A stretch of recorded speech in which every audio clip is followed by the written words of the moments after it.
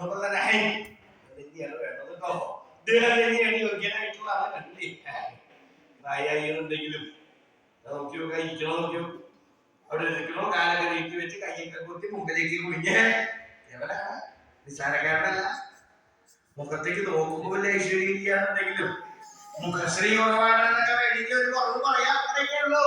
എന്നാലും കേരളത്തിൽ കുറവൊന്നുമില്ല. ഇങ്ങനെ ഓരോ സശ്രദ്ധ വീക്ഷിക്കും. അപ്പൊ അങ്ങനെ ഒരു കുറവ് വരെ അലങ്കരിക്കണം തന്നെ അതിനാണല്ലോ. അവനവന്റെ മുഖത്ത് എന്തെങ്കിലും കുറവുണ്ടെങ്കിൽ അലങ്കരിച്ചേക്കുന്നു.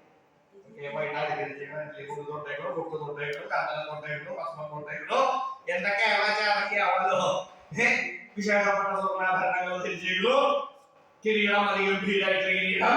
ഇങ്ങനെ സകല രാജാക്കന്മാരും അതിഗംഭീരായിട്ട് ഞെളിഞ്ഞ അങ്ങനെയാണ് അവിടേക്ക് വന്നത്.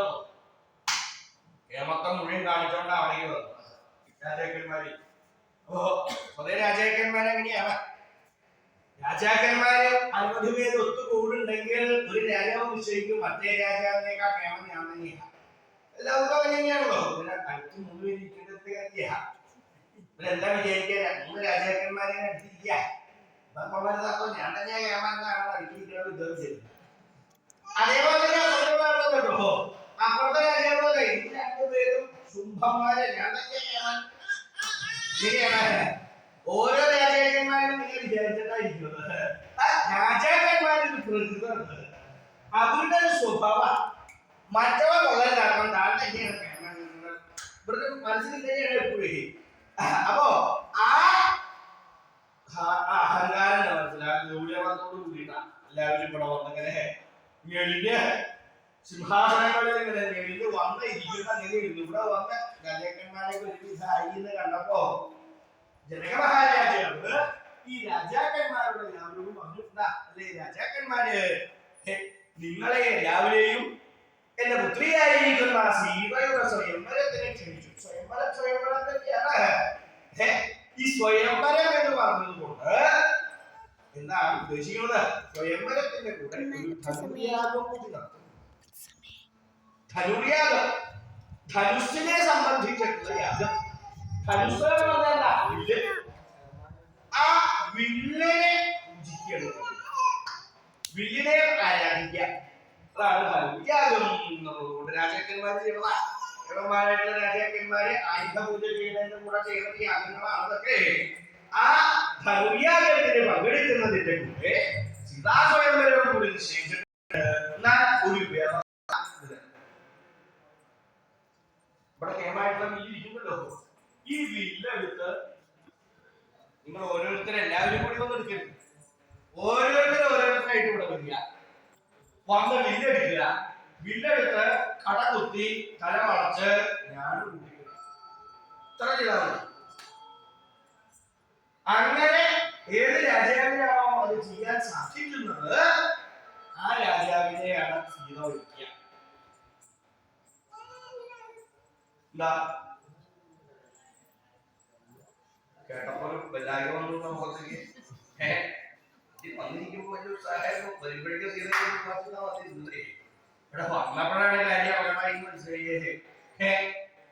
വില്ലെടുക്കണം, കടകുത്തണം, തല വളയ്ക്കണം, ഞാൻ കെട്ടണം. അത്രയും കൂടി ആയിക്കോട്ടെ. രാജാക്കന്മാരല്ലേ, കെട്ടത്തിന് രാജരക്ഷണ അങ്ങനെ വിളിക്കുന്നില്ല. അപ്പോ ഞാൻ തന്നെയുള്ള ഭാഗത്തിലിരിക്കുന്നത്. ഇങ്ങനെ പറഞ്ഞ് മാറിയതിന്റെ ശേഷം ഓരോരോ രാജാക്കന്മാരായിട്ട് ഇവിടെ വന്ന് വില്ലെടുക്കാനായിട്ട് സ്വയംവര സഭയുണ്ടല്ലോ, ആ വിവാഹ വേദിയില് അവിടെ ഇവിടെ വരും. വില്ലിന്റെ അടുത്ത് വരും, വില്ലെടുക്കാനായിട്ട് അങ്ങോട്ട് നോക്കും. ആ വില്ലിന്റെ കടക്കിലും തലക്കിലും പിടിച്ച് ഉയർത്താൻ നോക്കുക. നോക്കട്ടെ നോക്കട്ടെ, ഉയർത്താൻ നോക്കുക. എവിടെ നോക്കലിന്റെ ഒരു വില്ലളവില്ല. ഉയർത്താൻ നോക്കിയിട്ട് ഉയരല്ല, വില്ലെടുക്കണ ആളാ ഉയരുന്നേ. വില്ലിന്റെ കടക്കിലും തലക്കിലും നോക്കുമ്പോഴേ ഈ പൊക്കണ ആളാണ് നോക്കണം. വില്ല് എവിടെ വരുമ്പേ കാരണം എന്താ അത്രയും ഗൗരവമുള്ളതില്ല.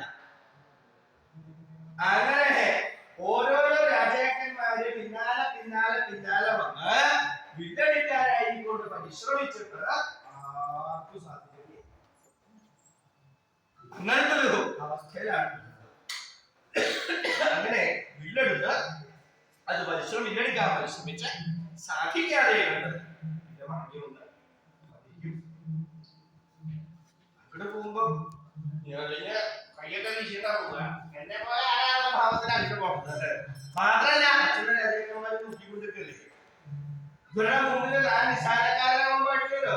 വൈഭവം കാണിക്കണ്ടേ, ശക്തിയും പരാക്രമവും അതേപോലെ അഭിമാനവും ഇതൊക്കെ ഉള്ള രാജാക്കന്മാരെ. ആ അഭിമാനത്തോട് കൂടിയിട്ടാണ് അവിടെ ചെന്ന് ബില്ലെടുക്കാൻ പരിശ്രമിക്കുക. കുറച്ച് നേരം അവിടെ നോക്കും, പരിശ്രമിക്കും. ഉയർത്താൻ പറ്റോ? കയ്യിലേക്ക് പോയി അത് ഉയർത്തിയെടുക്കണല്ലോ. കടത്തിലെ ഭാരം പൊക്കണ ആളുകളൊക്കെ ഭാരവാഹനം, ഭാരോദ്വഹനം എന്നൊക്കെ കേട്ടില്ലേ? മത്സരത്തിന്റെ അത്രയും ഭാരമുള്ള സാധനങ്ങളാണ് പൊക്കിയൊക്കെ എടുക്കണോ. അങ്ങനെ എടുത്ത് ഉയർത്തി കൊണ്ടുവന്ന മുഖത്തിന്റെ ഒപ്പം പിടിക്കും, തോളിന്റെ ഒപ്പം അകത്തി പൊക്കി പിടിക്കും. എന്നാലും ഉദ്വഹനം ഉള്ളു. അല്ലാണ്ട് അങ്ങനെ പൊക്കി വെറുതെ പൊക്കിട്ടാണ് കിട്ടാൻ പറ്റില്ല. ഭാരം എടുക്കാൻ പറയണേ, അത് എടുത്തോ അവിടെ കിട്ടോ നോക്കാ. അത് ഉയർത്തിയിട്ട് തോളിന്റെ ഒപ്പം വരുന്നത് കൊണ്ടുതന്നെ പിടിക്കണം. എന്നാലേ ശക്തി എന്താണെന്ന് അറിയുള്ളൂ. ഒരാൾക്കും പറ്റില്ല, രാജാക്കന്മാരുടെ ഒരാൾക്കും പറ്റില്ല. വന്നോരെ സാധിക്കാതെ എല്ലാവരും അതെ ഇവിടെ വന്ന് ഇരുന്ന് കഴിഞ്ഞാൽ അവരെ വളരെ വളരെ ലജ്ജിതന്മാരായി ദുഃഖിതന്മാരായിട്ട് അതെന്താത്തിരിക്കുക.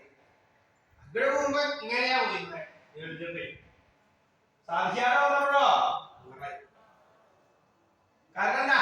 ആ ലജ്ജ കാരണം മറ്റുള്ള രാജാക്കന്മാരുടെ മുമ്പിൽ വെച്ച് താൻ ലജ്ജിതനായില്ലോ, തന്റെ പരാക്രമം മുഴുവനും നിഷ്ഫലായില്ലേ എന്നുള്ളൊരു ചിന്ത ഉണ്ടല്ലോ. ആ വൈഷമ്യം, ആ വൈഷമ്യത്തോട് കൂടിയിട്ടുള്ള ശ്രമത്തോട് കൂടിയിട്ട് രാജാക്കന്മാരെല്ലാവരും തലയും താത്തി ദുഃഖിച്ച് ഇനി എന്താ ഉണ്ടാവുക എന്ന് വിചാരിച്ചിരിക്കുക. എന്നാൽ ഇവരെ ആരും ഒന്ന് പോടില്ല. അപ്പോ ഈ ഉയർത്താൻ നോക്കിയ രാജാക്കന്മാരെ ഒന്നും പോടില്ല. കാരണം ഇത് ആർക്കാ പറ്റിയാണെന്ന് അറിയണ്ടേ. പിന്നെ ഓരോരുത്തരും ഇങ്ങനെ വന്നോണ്ടിരിക്കുക രാജാക്കന്മാരേക്ക്. ആദ്യം വന്നവർ